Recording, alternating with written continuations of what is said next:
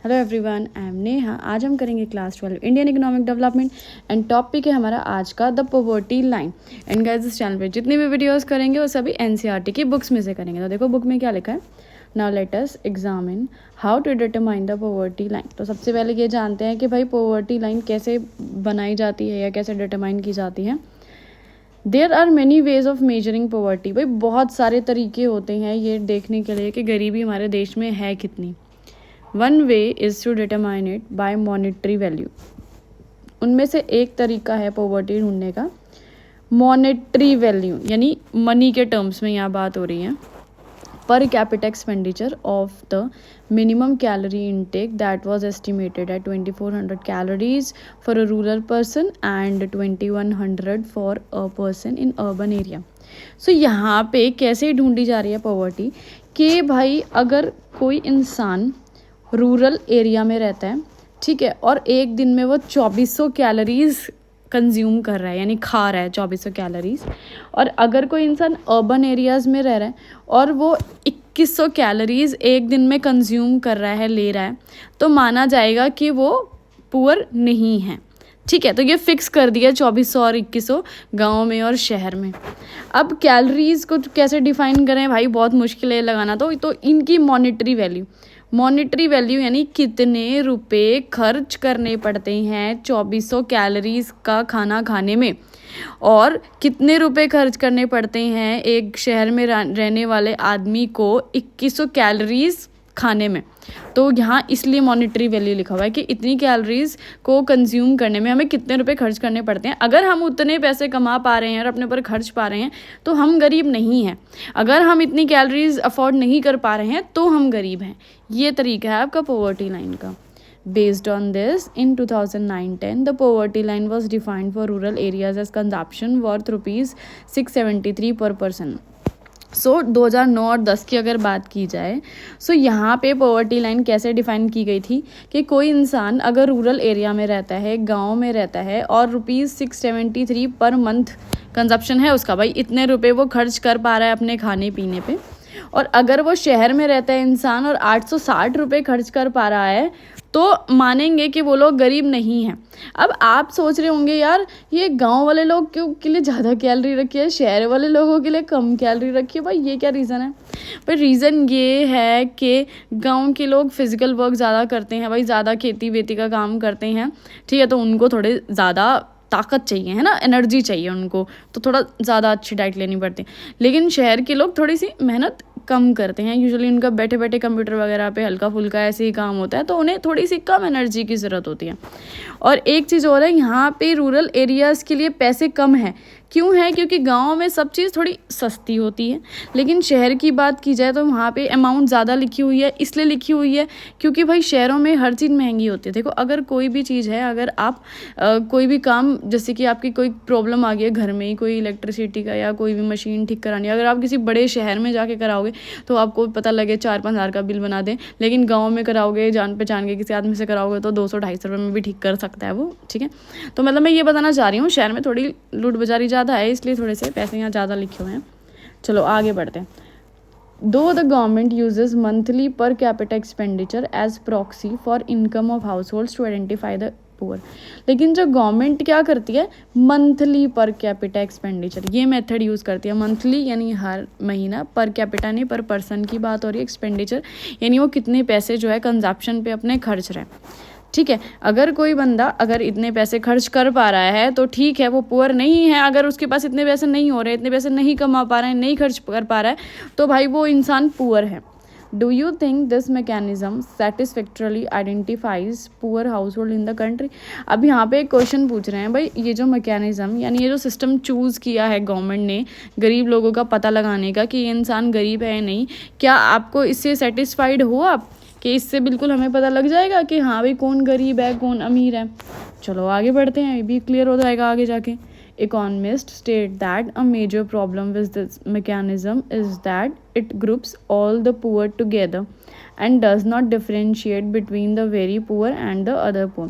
अब इकोनमिस्ट लोग क्या कहते हैं, बहुत सारे इंडिविजुअल इकोनमिस्ट हैं वो सब कहते हैं कि भाई इस मैकेनिज़्म में प्रॉब्लम है, यानी ये जो पॉवर्टी लाइन मेजर करने का तरीका है इसमें काफ़ी प्रॉब्लम है, क्योंकि इसमें ना हमें सिर्फ ये बता देते हैं कि ये लोग गरीब हैं, पुअर हैं, ठीक है, उन्हें एक ग्रुप में अलग से डाल दिया जाता है कि ये लोग गरीब हैं, लेकिन वो ये डिफरेंस नहीं बताते कि कौन बहुत ज़्यादा गरीब है और कौन जो है कम गरीब है, कौन ज़्यादा गरीब है, कौन हमेशा गरीब रहता है या कौन कभी कभी गरीब रहता है। वो भी पीछे हमने पढ़ा था ना पिछली वीडियो में, कोई यूजुअली पुअर होता है, कोई क्रोनिक पुअर होता है, कोई ओकेजनली पुअर होता है, कोई वेरी पुअर होता है। ऐसे ये डिफरेंस नहीं बताते, बस कैलोरीज के बिहाफ पे ये बता दिया जाता है कि ये इंसान गरीब है, लेकिन वो कितना हद तक गरीब है ना ये सब नहीं बताया जाता।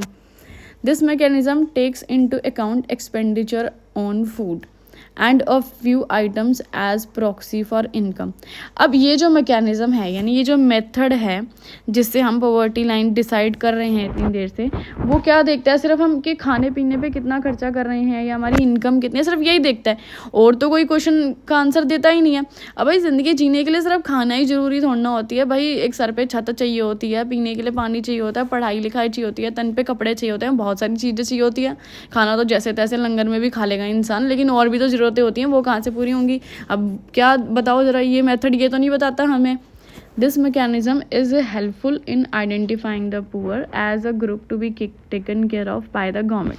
सो ये जो मैकेनिज्म है, यानी ये मेथड है, हाँ ये पुअर आइडेंटिफाई करने में हेल्प करता है गवर्नमेंट की, बिल्कुल बताता है कि गवर्नमेंट भाई ये गवर्नमेंट को ये बता देता है कि ये लोग गरीब हैं और इनका ध्यान रखने की ज़रूरत है। But it would be difficult to identify who among the poor need help the most.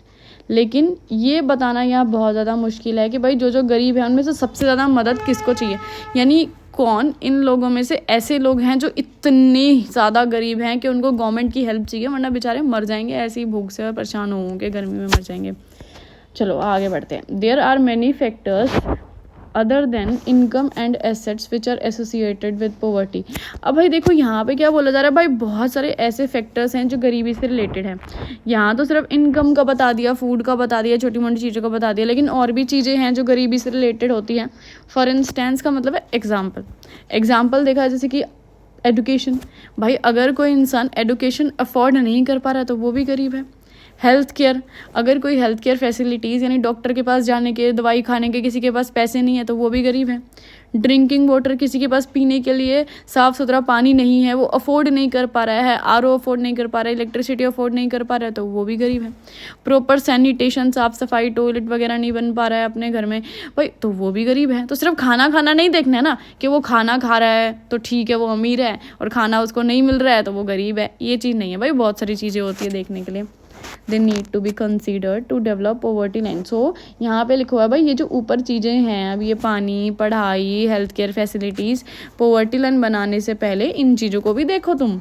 The existing mechanism for determining the poverty line also does not take into consideration social factors that trigger and perpetuate poverty। अब देखो, अब existing mechanism यानी जो अभी method हमने पढ़ा था कि पॉवर्टी लाइन कैसे डिसाइड की जाए या डिटरमाइन की जाए, वो सोशल फैक्टर्स तो देखता ही नहीं। वो तो सिर्फ क्योंकि खाना देख रहा है, इनकम देख रहा है, सोशल फैक्टर्स तो देखता ही नहीं है। जैसे कि लिटरेसी, यानी वो ये चीज़ नहीं देख रहा है कि भाई ये रीज़न क्या है इसका, क्यों लोग गरीब हैं। इलिटरेसी हो सकता है इसका रीज़न कि लोग पढ़े लिखे नहीं है, पढ़े लिखे नहीं होंगे, उनके पास स्किल्स नहीं होगी, कैसे कमाएंगे, अनपढ़ लोग कैसे कमाएंगे भाई। इल हेल्थ, क्या पता वो बीमार हो, उनके पास अच्छी हेल्थ केयर फैसिलिटी नहीं हो, प्रॉपर दवाई पानी नहीं ले पा रहे हो, तो भाई बीमार आदमी कैसे जाके बाहर नौकरी करेगा, कैसे पैसे कमाएगा।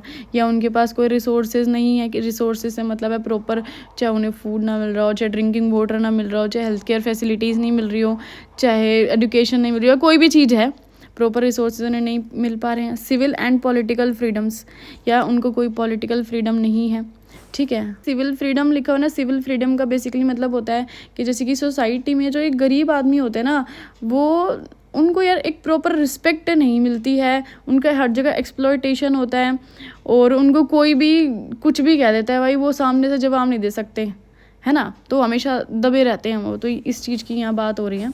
चलो आगे पढ़ते हैं। The aim of poverty alleviation schemes should be to improve human lives by expanding the range of things that a person could be and could do।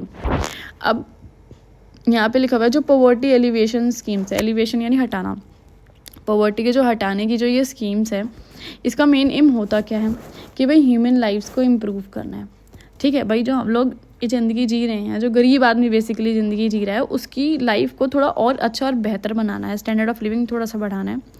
जैसे कि उसको प्रॉपर वो हेल्दी रहे, ठीक है, उसकी हेल्थ अच्छी रहे, इस चीज़ का हमें ध्यान रखना है। जैसे कि वैक्सीनेशन वगैरह प्रॉपर लगवाएं वो अपने बच्चों को, या उनको कोई हारी बीमारी है तो उनका ट्रीटमेंट का कुछ सिस्टम देके गवर्नमेंट के, उनके पास पैसे नहीं है तो भाई कहाँ जाएंगे, वो बीमारी पड़े थोड़ा ना रहेंगे, कहीं कुछ फ्री इलाज का कुछ सिस्टम बनाओ। वेल नूरिश्ड रहें, वेल नूरिश्ड से मतलब है प्रॉपर नरिशमेंट उनको मिलता रहे, प्रॉपर उनको एक हेल्दी डाइट मिलती रहे, जैसे कि प्रॉपर दूध वगैरह हो, कर्ड हो, राइस, रोटी, दाल, सारी चीज़ें उनकी डाइट में हो। ऐसा नहीं है कि बस गरीब आदमी बेचारा बिना घी की सूखी रोटी खा रहा है प्याज के साथ, ऐसा नहीं होना चाहिए। उनमें ताकत कहाँ से आएगी, फिर एनर्जी कहाँ से आएगी, मजदूरी भी करने लगेंगे तो भाई उसके लिए कुछ तो शरीर में जाना चाहिए ना, तब जाके इतनी एनर्जी गेन करेंगे, तभी तो जाके कुछ काम करेंगे। और to be knowledgeable and participate in the life of a community, proper उनके पास नॉलेज हो, एडुकेशन हो, और हमारी कम्युनिटी, हमारी सोसाइटी हर एक चीज़ में वो पार्टिसिपेट कर सके, क्योंकि भाई गरीब आदमियों को कोई किसी चीज़ में शामिल नहीं करता है। From this point of view, development is about removing the obstacles to the things that a person can do in life. यहाँ पे ये क्या बोल रहा है कि डेवलपमेंट कैसे लानी है, क्या करनी है, कि भाई जितनी भी ऑब्स्टेकल्स यानी रुकावटें हैं एक इंसान की लाइफ में, गरीब इंसान की लाइफ में, वो हटानी है। जैसे कि लिटरेसी यानी अनपढ़ ना रहे यार, उसको एडुकेशन मिल जाए, इल हेल्थ, बीमार है तो इलाज हो जाए, उसको proper resources, proper drinking water वगैरह सारी चीज़ें मिले, ठीक है। लैक ऑफ सिविल और political freedom, political civil freedom अगर उसे नहीं है, जैसे कि अगर उसके पास प्रॉपर आधार कार्ड वगैरह, वोट देने का अधिकार, सब चीज़ें नहीं है तो प्रॉपर बनवाओ, उनके सारे सिस्टम करवाओ। दो the government claims that higher rate of growth, लेकिन देखो यहाँ पे क्या लिखा हुआ है, गवर्नमेंट क्या क्लेम करती है, गवर्नमेंट क्या कहना चाह रही है, करिए भाई हाई रेट ऑफ ग्रोथ है कि हमारे देश काफ़ी ग्रो कर रहा है। इंक्रीज़ इन एग्रीकल्चरल प्रोडक्शन, हमारे देश की जो एग्रीकल्चरल प्रोडक्शन है यानी क्रॉप्स जो अब हम उगा रहे हैं, वो थोड़ी सब्जियाँ वब्जियाँ जो भी चीज़ लगा लो उसमें भी बढ़त हो रही है, काफ़ी ज़्यादा मात्रा में उगा रहे हैं। Providing employment in rural areas, अब हम लोगों को नौकरियां भी दिलवा रहे हैं, गाँव के जो लोग हैं उनको। And economic reforms packages introduced in the 1990s have resulted in a decline in the poverty level. और ये क्या लिखा हुआ है, जो 1990 में इकोनॉमिक रिफॉर्म्स आए थे, यानी अपने LPG आया था ना, लिबरलाइजेशन, प्राइवेटाइजेशन एंड ग्लोबलाइजेशन, भाई उससे भी पॉवर्टी काफ़ी ज़्यादा कम हुई है, ये बात गवर्नमेंट कह रही है। Economist raise doubts about the government's claim, लेकिन जो इकोनॉमिस्ट हैं वो कह रहे नहीं भाई हमें तो डाउट हो रहा है, जो तुम बोल रहे हो ये बात तो सच नहीं है। They point out that the way the data are collected, the items are included in the consumption basket, methodology followed to estimate the poverty line, the number of poor are manipulated। वो बोल रहे हैं कि जो आपने data collect किया है, ये गवर्नमेंट को बोला जा रहा है और इकोनॉमिस्ट लोग बोल रहे हैं कि जो आप डाटा कलेक्ट कर रहे हो, या आप जो कंजप्शन वगैरह देख रहे हो कि लोगों की कंजप्शन अब बढ़ रही है, या जो आप मेथड फॉलो कर रहे हो पॉवर्टी लाइन को डिसाइड करने का, या नंबर ऑफ पुअर पीपल जो है आप उनको गिन रहे हो, ये सारी चीज़ें मैनिपुलेट कर दी गई हैं नंबर्स को to arrive at the reduced figures, इनको कम दिखा दिया गया इन फिगर्स को, ठीक है, जानबूझ के चेंज कर दिया गया है ये दिखाने के लिए कि नहीं अब हमारा देश तरक्की कर रहा है, आगे बढ़ रहा है, हम लोग गरीबी हटा रहे हैं, बट एग्जैक्टली ये चीज़ नहीं है। चलो आगे बढ़ते हैं। Due to various limitations in the official estimation of poverty, scholars have attempted to find alternative methods. अब भाई इतनी सारी लिमिटेशंस हैं, ये जो पॉवर्टी लाइन हमने डिसाइड करी, इसकी वजह से काफ़ी सारे स्कॉलर्स ने, इकोनॉमिस्ट ने कोशिश करी है, अटेम्प्ट किया है कि भाई और भी मेथड्स ढूंढे जाएं जिससे हम पॉवर्टी लाइन मेजर कर सके। जैसे कि एग्जांपल देखते हैं, अमर्त्य सेन, ठीक है, एक नोबल लॉरेट है ये, ठीक है, मतलब अवार्ड का नाम है ये कि इनको एक अवार्ड मिल चुका है ये, अगर कोई किसी भी फील्ड में कुछ एक्स्ट्रा ऑर्डिनरी हटके कुछ करता है तो उसको ये अवार्ड मिलता है। उन्होंने एक इंडेक्स बनाया था, सेन इंडेक्स, ये भी पॉवर्टी लाइन से रिलेटेड है।